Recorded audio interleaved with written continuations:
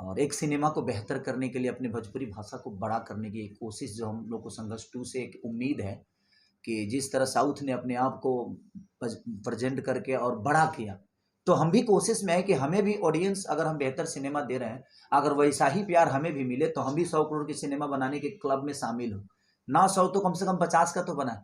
तो अगर लोगों का प्यार और लोगों का स्नेह हमें मिला संघर्ष 2 से, तो हम आगे भी बेहतर फिल्म करने की ऐसा ही कोशिश करेंगे और इससे भी बेहतर करने की कोशिश करेंगे, इससे भी बिग बजट की कोशिश करेंगे ताकि हम बेहतर कर सकें। मेरा सर प्रमोशन से ही जुड़ा मेरा एक सवाल और है कि क्या एक दूसरे की फिल्म को प्रमोट करेंगे, जैसे हर हर गंगे और अभी तो किया मैं, अभी सवाल उनसे पूछिएगा क्यों करेंगे कि नहीं।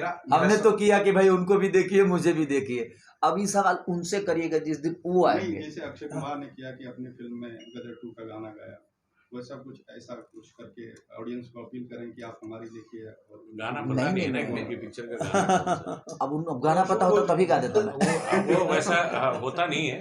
अब आपको यही करना पड़ेगा जो मुझे घरियार बना के लेटाना पड़ेगा।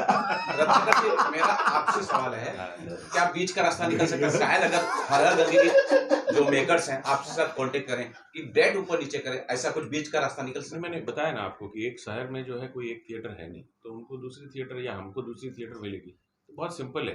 अभी से बॉम्बे में आप देख लो 40 थिएटर मिलेंगे आपको, तो वैसे ही हर एक शहर में 2-3 थिएटर होते हैं, 3 फिल्मों की कैपेसिटी ऑलवेज रहती है, तो उसमें ऐसा कोई नहीं कि टकराव हो सकता है कि उनके जो खेसारी जी ने बताया मेरी पिक्चर उनके जो फैन है वो देखेंगे और जिनकी फैन है वो उनकी पिक्चर देखेंगे, बहुत सिंपल है। तो यहाँ भोजपुरी को बड़ा करने का खेसारी पवन देखिए एक आर्टिस्ट हो सकते हैं, भोजपुरी के करता धरता नहीं, हम दोनों भाई इम्पोर्टेड हैं अपने भाषा के लिए। और मैं सबसे यही रिक्वेस्ट करता हूँ कि आप सब लोग मिलकर भोजपुरी के बारे में एक बार सोच लीजिए कि भोजपुरी हमारी कितनी बड़ी होगी।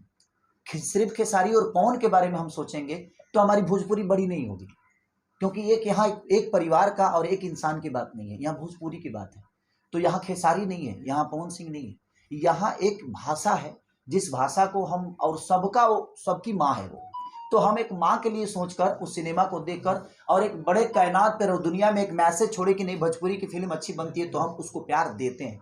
तो जो फिल्म बेहतर होगी, चाहे वो हर हर गंगे हो या संघर्ष 2 हो, तो संघर्ष 2 का ओपिनियन सिर्फ हिंदुस्तान ही नहीं बल्कि आउट ऑफ कंट्री के लोगों ने भी दिया है कि हाँ यार भोजपुरी में ऐसी चीज़ें होती है क्या, ऐसी चीज़ें बनती है क्या। चाहे वो पाकिस्तान हो या मलेशिया हो, जहाँ के भी यूट्यूबर हैं अपने अपने हिसाब से कहीं ना कहीं आप अपना प्रतिक्रिया दिए और हमें भी अच्छा लगा जे आज हमारी एक छोटी सी भाषा को इतने बड़े लेवल पे लोग प्रमोट कर रहे हैं।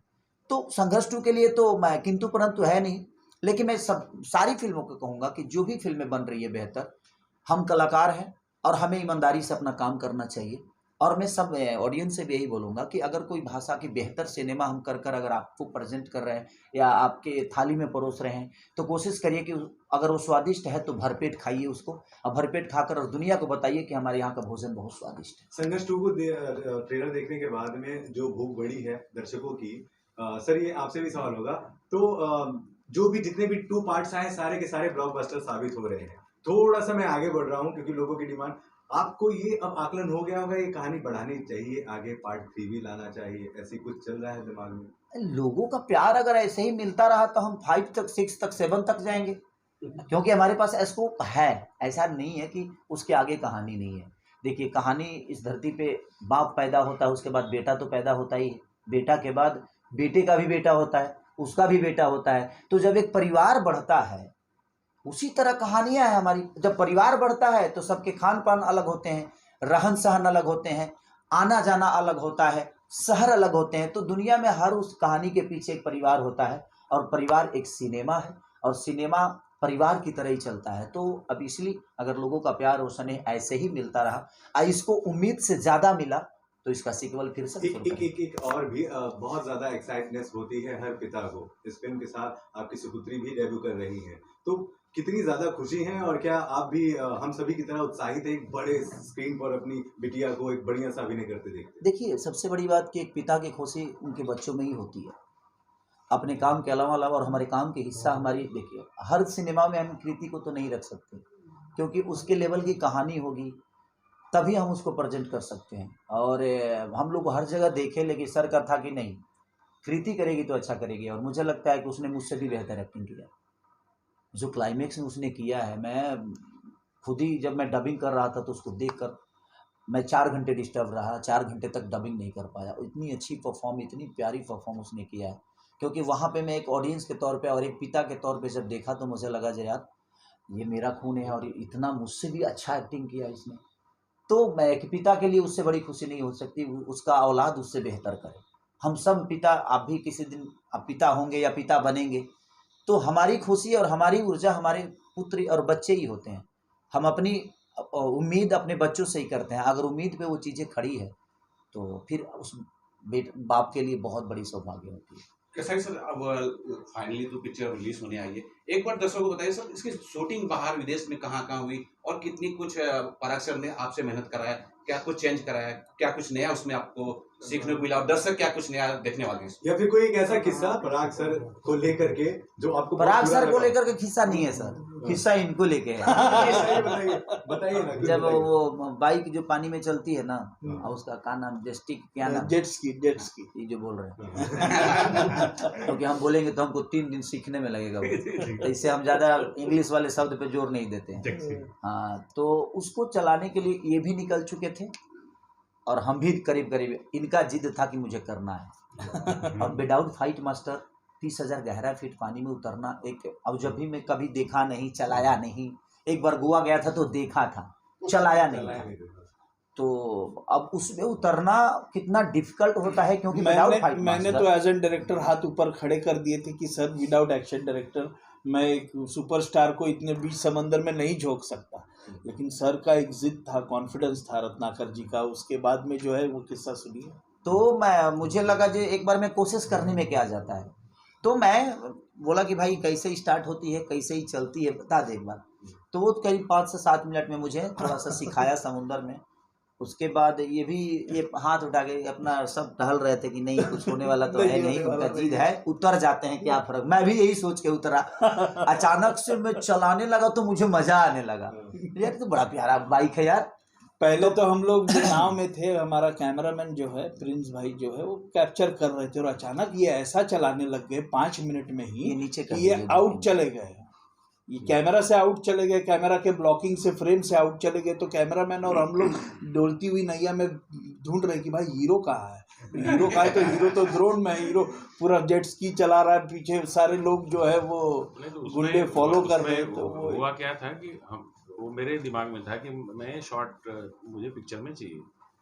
तो हम लोग बैंकॉक से पटाया गए, जो करीबन मतलब पूरा दिन गया हम लोग का। अब कुछ अवेलेबल जो फाइट मास्टर थे वो पहुंचे नहीं, बट जेट स्की जो थी वो करीबन 30 से 40 थी, तो वो सब रेडी थे। तो सब लोग बोलते थे यार अब हम लोग तो आ गए, अब आप लोग ही नहीं कर रहे। बोले पेमेंट तो फंस गया था अब हम लोग सोचे कि अब इसका किया क्या जाए।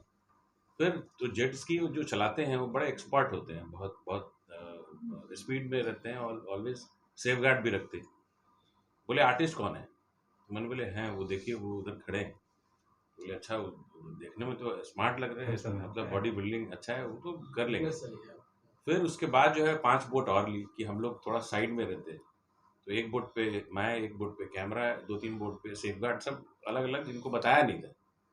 तो करीबन 5-6 बोट अलग अलग मूव कर रहे थे कि कुछ भी अगर आगे होता है तो सब जंप करेंगे। बट जब इनको दिया गया तो 2-3 बार तो समझ आया नहीं, बट फिर भी जब वो स्पीड पकड़े तो वो फिल्म का मेरे हिसाब से बेस्ट शॉट है, जिसमें बाद में फाइट मास्टर लोग सब लोग आए। तब तक तो वो शॉट हो चुका था, बट इतना खूबसूरत वो दिखता है कि आज तक शायद हम लोगों ने भी फिल्म में आज तक नहीं देखा है, चाहे हिंदी हो। लोग बोलता है ना कि जान पे खेल कर कोई काम करना, तो संघर्ष 2 में मैंने अपने जान पे खेल के काम किया। तो सब लोग जा चुके थे, मतलब कि आज सीन होने वाला नहीं है। तो फिर मैं बीच पे ऐसे ही घूम रहा, तो देखे कि सारी जी आ रहे है ना। बोले मैं ट्राई करता हूँ, मैं एक बार मैं करूँगा, क्योंकि जब इतने लोग आ ही गए हैं तो मैं ट्राई करता हूँ। वो ट्राई में ही ये शॉट जो हुआ वो फिल्म के लिए सबसे बड़ा इम्पोर्टेंट शॉट था। तो कितनी खुश हुए आप पराग सर ये देखकर? बिल्कुल। आप अगर वो संघर्ष 2 में वो सीक्वेंस देखेंगे तो सीक्वेंस लगभग एडिट होने के बाद भी 6 से 7 मिनट का वो सीक्वेंस है जो कंटिन्यूसली चेजिंग दिखा रहे हैं हम लोग वाटर पर। और वो मात्र 2 से ढाई घंटे में शूट हुआ है। उतना चेजिंग शूट करने के लिए लगभग अगर कहीं से भी कोई भी आ जाते, मैं धन्यवाद देना चाहूँगा स्पेशली मेरे टेक्नीशियंस को कि जिन्होंने सारे कमांड्स फॉलो करके उतने कम सीमित समय में उस सीक्वेंस को दर्शाया। और देखिएगा आप जब वो संघर्ष 2 में आएगा तो आप लोगों को अच्छा लगेगा। मैं रत्नाकर सर से एक वो पूछना चाहूँगा, मैंने एक इंटरव्यू में देखा था कि इसे और जानदार बनाने के लिए प्रोडक्शन का कार नहीं ब्लास्ट करके एक ओरिजिनल कार ब्लास्ट कर दिया गया था। वो अच्छा, जरा आप बता दें तो थोड़ा। नहीं, वो तो सुबह जब मैं बिल आया तो कि कल का एक्सपेंस जो था वो ऐसा है, ये कुछ फंसा हुआ है पेमेंट। मैंने बोला हुआ क्या? बोले ऐसे गाड़ी का था, कोई गाड़ी नहीं मिल रही थी, तो वो जो ट्रैवल से गाड़ी गए थे वही उड़ा दी। तो हाँ, तो वो इशू था। तो मैंने बोला यार तुम लोग को मिली नहीं तो उड़ा दिए। बोले अब सीन इतना इम्पोर्टेंट था कि उस दिन छोड़ नहीं सकते थे, टाइम वाज इम्पोर्टेंट। फिर मैं डायरेक्टर को बुलाया, मैंने बोला ऐसा। बोले नहीं, हमको तो पता ही नहीं है, हमको तो लगा कि प्रोडक्शन की गाड़ी है। तो ये होता है। अब मुझको गाड़ी जब मिली सेट पर तो मुझको पता है कि मेरा ये सीक्वेंस है, उल्टा करना है। अब ये जब प्रोडक्शन वालों ने भी बहुत ही कॉन्फिडेंशियली जब गाड़ी दी है तो मैं तो मेरा जो सीक्वेंस है वो शूट किया और उसके बाद मुझे पता चला कि ये ट्रैवल की गाड़ी थी जहाँ पर हम लोग आ जा रहे थे। कैमरा सुबह ही गया था उससे। नेक्स्ट डे जब खेसारी जी को पता चला तो बोले मेरा गाड़ी भेजना मत उधर। डायरेक्टर पागल है। नहीं, मैं वही बोला कि बाबू अपनी गाड़ी नहीं जाएगी, आज बोलते पंचर हो गई है। और नहीं तो पता चला कि थोड़ा सा लैविश करने के लिए फॉर्च्यूनर ही उड़ा दिया। खेसारी भाई, एक सवाल है कि एक फिल्म आपकी आ रही थी वीर हनुमान, कई सारे लोग कह रहे हैं कि वीर हनुमान नहीं आ रही, इन खबरों के पीछे क्या सच्चाई है? मैं बताऊं प्लीज। तो अभी क्या है, उसमें कुछ वीएफएक्स के ऐसे वर्क थे जो बहुत इंपॉर्टेंट थे,